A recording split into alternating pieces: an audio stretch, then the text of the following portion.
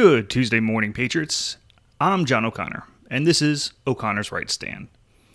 I need to start today's episode with a heavy heart and honest emotion, because we've lost something irreplaceable in this country. As most of you know by now, we've lost Charlie Kirk. When I recorded my last episode about the Charlotte light rail tragedy and the failure of our justice system, I had no idea that within minutes we'd be witnessing an even more devastating example of how violence and evil are being unleashed on good people in America. Charlie Kirk, husband, father, conservative warrior, and one of the most important voices of the younger generation, was assassinated while doing what he did best, engaging with young people and defending the truth on a college campus. Patriots, I'm going to be completely honest with you. I've been struggling to find the right words to discuss this. I toyed with how to approach this episode and have honestly been hoping time would stop so I wouldn't have to do this episode at all. On my walks since Wednesday, I've been struggling with how to approach it. What would Charlie have wanted? What do I want out of it myself? And what do you want out of this edition that you haven't heard a million times by now? Some of this will be new and some old. Well, for better or worse, this is my best attempt at trying to appease all of us. Charlie Kirk wasn't just a conservative media figure to me. He was someone I admired, someone whose courage and conviction inspired millions of us to keep fighting for what's right. And now he's gone, murdered by a 22-year-old radical leftist who couldn't handle hearing ideas that challenged his worldview. And being in my younger 40s, maybe this strikes something in me because I wasn't around for JFK or MLK. I mean, I was around for Steve Scalise, and that bothered me, but he didn't die. He made it through. So did Trump. And so did Reagan, which I don't remember Reagan. I was a little too young for that. But not only did I respect Charlie, he was also younger than me. And now he's gone, without being able to see his full potential. Today we're going to honor Charlie's memory by telling his story, the incredible journey of an 18-year-old kid from Chicago who built the largest conservative youth movement in American history. We're going to talk about what he accomplished, what he stood for, and why his death represents not just a personal tragedy, but an assault on the very principles that make America great. Now, this is generally where I would start and say the right stand starts now and throw my music entry in, but I'm just not in the mood. So let's just dive right into it. Charlie was born on October 14, 1993 in Arlington Heights, Illinois. Just a regular kid growing up in the Chicago suburbs. But even as a teenager, Charlie had something that set him apart. An unshakable belief in American values and the courage to stand up for what he believed in, even when it wasn't popular. At just 18 years old, while most kids his age were worried about college parties and figuring out their majors, Charlie had a vision that would change American politics forever. He saw that conservative voices were being silenced on college campuses, that young people were being indoctrinated with leftist ideology, and that somebody needed to fight back. So he did what few people dare to do. He dropped out of college and dedicated his life to the cause. That was 2012, Patriots. Charlie was 18 years old when he co-founded Turning Point USA with Bill Montgomery, a retired marketing entrepreneur who believed in Charlie's vision. They started in a garage with no money, no connections, and according to Charlie himself, no idea what I was doing. But what they had was more powerful than money or connections. They had truth, passion, and an uncompromising commitment to conservative principles. What Charlie built over the next 13 years is nothing short of miraculous.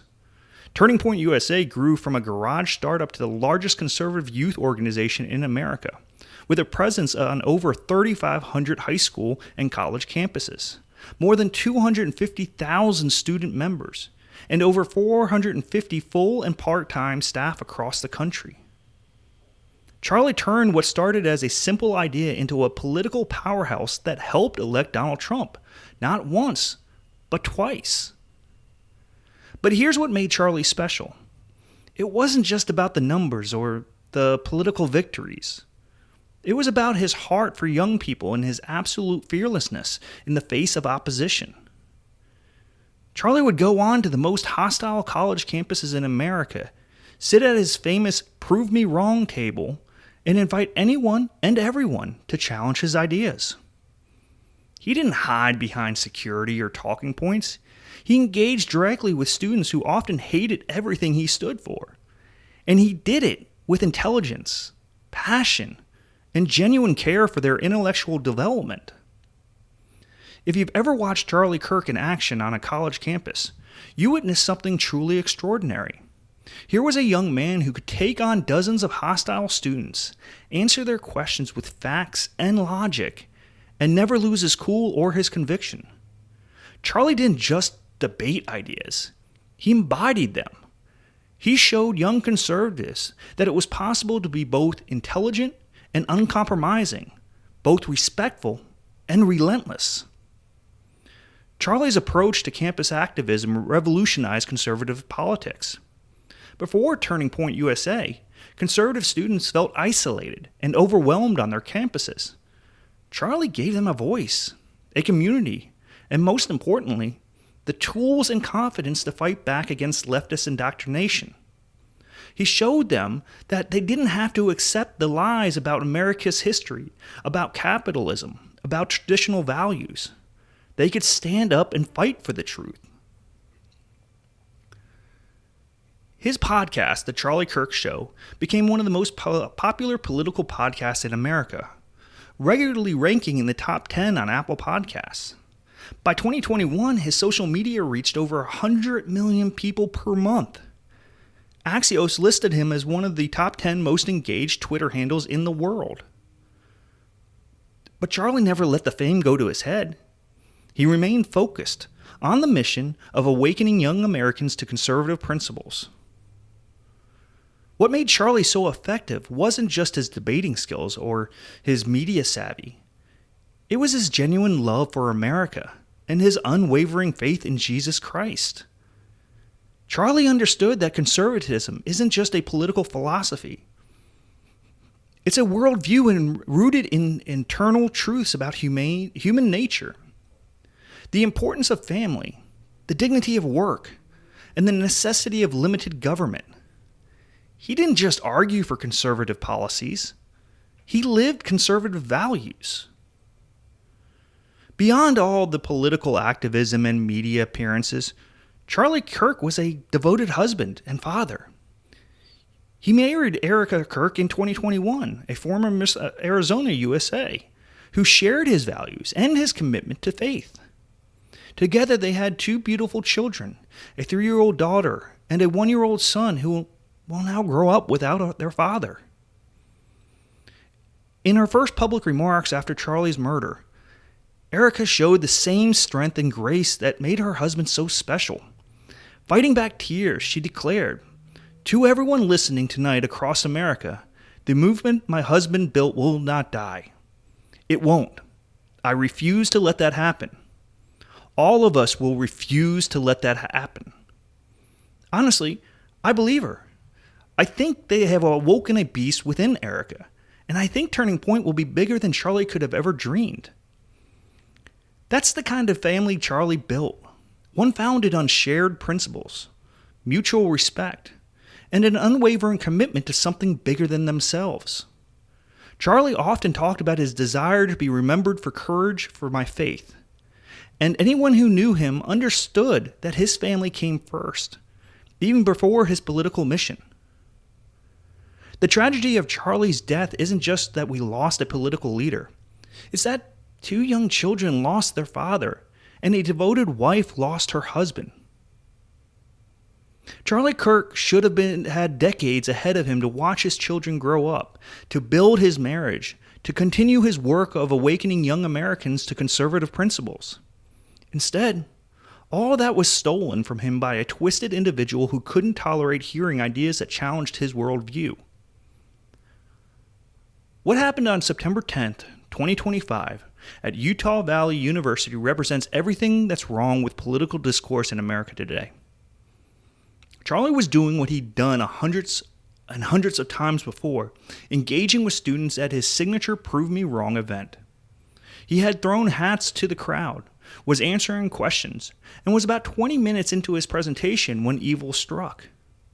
At 12:23 p.m. Mountain Time, 22-year-old Tyler Robinson fired a single shot from a high-powered bolt-action rifle from a rooftop about 200 yards away.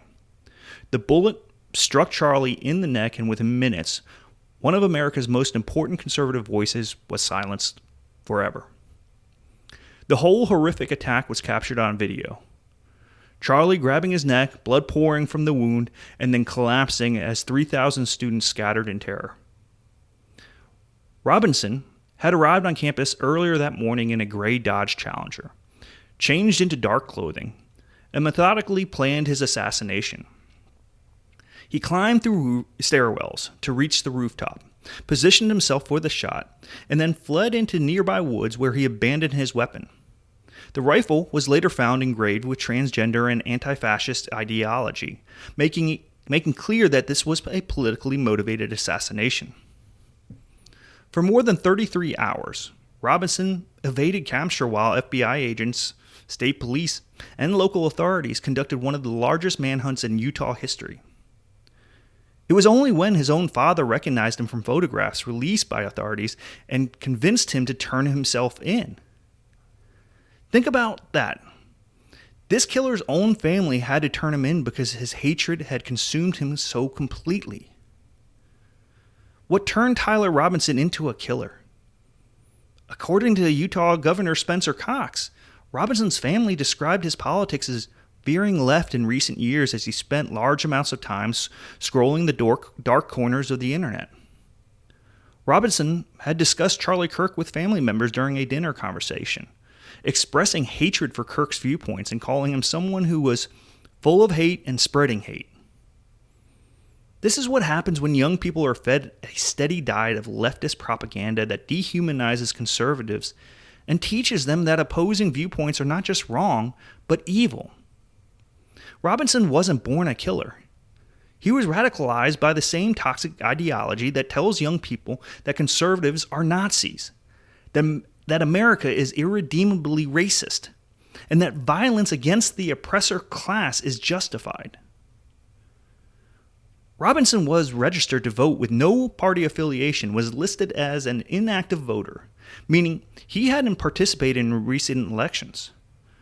But his social media activity and the engravings of it on his murder weapon make clear that he had been consuming radical leftist content that convinced him that Charlie Kirk represented such a threat to marginalized communities that assassination was justified. This is the logical endpoint of the rhetoric we hear from the left every single day. When you constantly tell people that conservatives are fascists and threats to democracy, when you dehumanize anyone who disagrees with progressive orthodoxy, when you create an environment where conservative speakers need security just to speak on college campuses, you create the conditions for political violence. The assassination of Charlie Kirk is a devastating loss for the conservative movement, but it cannot and will not stop what he started. In the days since his death, Turning Point USA has seen a surge in requests for new campus chapters. Young conservatives across America are stepping up to carry on Charlie's mission of engaging hostile audiences and defending American values. President Trump immediately ordered flags to be flown at half-staff and announced that Charlie would posthumously receive the Presidential Medal of Freedom. The memorial service at State Farm Stadium in Arizona is expected to draw tens of thousands of people who want to honor Charlie's memory. Conservative leaders from across the country have spoken about Charlie's impact on their own activism and commitment to the cause. But Charlie's real legacy isn't measured in awards or attendance at memorial services. It's measured in the hundreds of thousands of young Americans who found their voice because of his courage. Charlie showed an entire generation of conservatives that they didn't have to be silent in the face of leftist intimidation, that they could stand up for their beliefs with intelligence and conviction, and that the conservative message could win when articulated clearly and passionately. Charlie Kirk proved that one person with courage and conviction could change the course of American politics. He took the conservative movement from defense to offense, from hiding to engaging, from apologizing to attacking. He showed young conservatives that they had nothing to be ashamed of and everything to fight for. Charlie's assassination didn't happen in a vacuum. It's part of a broader pattern of violence and intimidation directed at conservative voices in America. We've seen Republican congressmen shot at baseball practice, Supreme Court justices threatened at their homes, and conservative speakers requiring armed security just to speak on college campuses.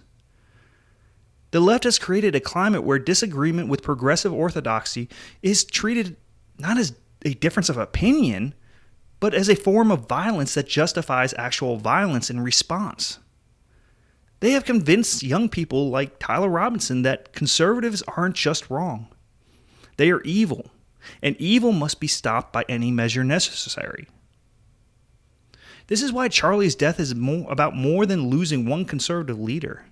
It's about whether we're going to allow political terrorism to silence conservative voices in America. If the left can murder our most effective spokesman and face no real consequences, if they can intimidate the next generation of conservative leaders into silence, then they will have won without ever having to engage with our ideas. We cannot and will not let that happen. Charlie Kirk would be the first to tell us that the movement is bigger than any one person, that the principles we fight for are worth any sacrifice, and that backing down in the face of violence is exactly what our enemies want us to do. So, how do we honor Charlie Kirk's memory? How do we ensure that his death wasn't in vain? We do exactly what Charlie would do. We fight harder, speak louder, and engage more fearlessly than ever before. We support Turning Point USA as they continue Charlie's mission without him. We encourage young conservatives to start chapters on their own campus and to carry on the Prove Me Wrong tradition. We refuse to be intimidated by the threat of violence because backing down would dishonor everything Charlie stood for.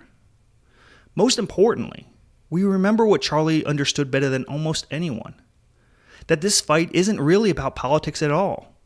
It's about truth versus lies, freedom versus tyranny, good versus evil.